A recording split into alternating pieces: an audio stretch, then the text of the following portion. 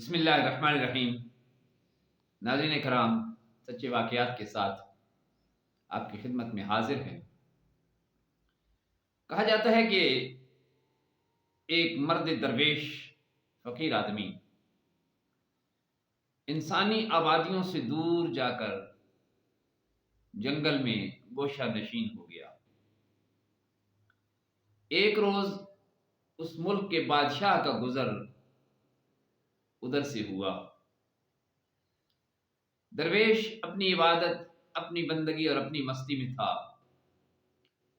اس نے بادشاہ کی طرف کوئی توجہ نہ دی۔ بادشاہ بڑا حیران ہوا کہ لوگ اس کے رعب اور دبدبے سے مرعوب ہو جاتے ہیں، اور ایک یہ درویش ہے کہ جس نے مجھے نظر اٹھا کر دیکھا تک نہیں ہے۔ بادشاہ نے غصے میں آ کر اپنے وزیر سے کہا کہ یہ درویش اور گدڑے پوش تو جانوروں کی مانند ہوتے ہیں، نہ ان میں عقل ہوتی ہے اور نہ ان کے اندر کوئی انسانیت ہوتی ہے۔ اس فقیر کو دیکھو کہ اسے خبر ہی نہیں ہے کہ یہاں اس ملک کا بادشاہ کھڑا ہے اور اس کا یہاں سے گزر ہو رہا ہے۔ وزیر اس درویش کے پاس آیا اور اس سے اس بے نیازی کی وجہ پوچھی، اور یہ بھی کہا کہ وہ بادشاہ کو دیکھ کر آداب کیوں بجا نہیں لایا۔ تو بادشاہ جہاں سے گزرتے ہیں ان کے آداب بجائے لائے جاتے ہیں، اور تمہیں اس کی کوئی پرواہ ہی نہیں۔ درویش نے جواب دیا کہ اپنے بادشاہ سے جا کے کہو کہ وہ خدمت اور آداب بجا لانے کی توقع اس سے کرے جس کو اس نے انعام و اکرام سے نوازنا ہو۔ جس کسی کو اس نے انعامات دینے ہوں ان سے توقع رکھے۔ اسے یہ بھی بتا دینا کہ بادشاہ کے ذمے رعایا کی نگہبانی ہوتی ہے، اور رعایا بادشاہ کی اطاعت گزاری کے لیے نہیں ہوتی۔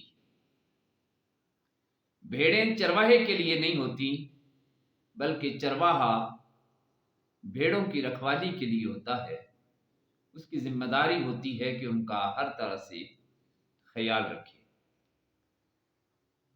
وزیر واپس بادشاہ کی طرف جانے کے لیے مڑا کہ درویش نے پیچھے سے پھر آواز دی اور اسے کہا کہ بادشاہ سے کہنا کہ اس دنیا کی زندگی مختصر ہے اور صرف چند روزہ، تو دیکھ لے گا کہ ظالم کی کھوپڑی کے بھیجے کو مٹی کھا جاتی ہے۔ تقدیر ایسا وار کرتی ہے کہ بادشاہی اور غلامی کی تمیز مٹ جاتی ہے۔ قبر کے اندر مالدار اور فقیر میں سارے کے سارے فرق مٹ جاتے ہیں، سب ایک طرح کی زمین کے اندر پڑے ہوتے ہیں۔ بادشاہ نے اس درویش کی باتیں وزیر کی زبانی سنی تو تعجب کے ساتھ ساتھ اسے خوشی بھی ہوئی، اور یہ باتیں اسے اچھی لگی۔ وہ خود درویش کے پاس گیا اور بولا، اے مرد درویش، مانگ کیا مانگتا؟ درویش نے بڑی بے نیازی سے کہا، میں آپ سے صرف اور صرف یہ مانگتا ہوں کہ آپ دوبارہ میرے پاس آنے کی زحمت نہ کیجیے گا۔ بادشاہ لاجواب ہو گیا تو درویش سے درخواست کی کہ اے مرد بزرگ، مجھے کوئی نصیحت کیجیے۔ فقیر بولا، اے بادشاہ، اس وقت تیرے ہاتھ میں اللہ کی نعمتیں ہیں، ان سے فائدہ اٹھا لے۔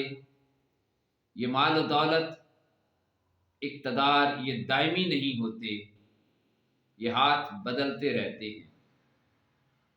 سبق یہ ہے کہ درویش قناعت پسند ہوتے ہیں، وہ کسی اور کی طرف نہیں دیکھتے، ان کی نظریں صرف اپنے پروردگار اور اپنے رب ذوالجلال کی طرف ہوتی ہیں، وہ صرف اسی سے مانگتے ہیں اور اسی کے سامنے اپنا دامن طلب دراز کرتے ہیں۔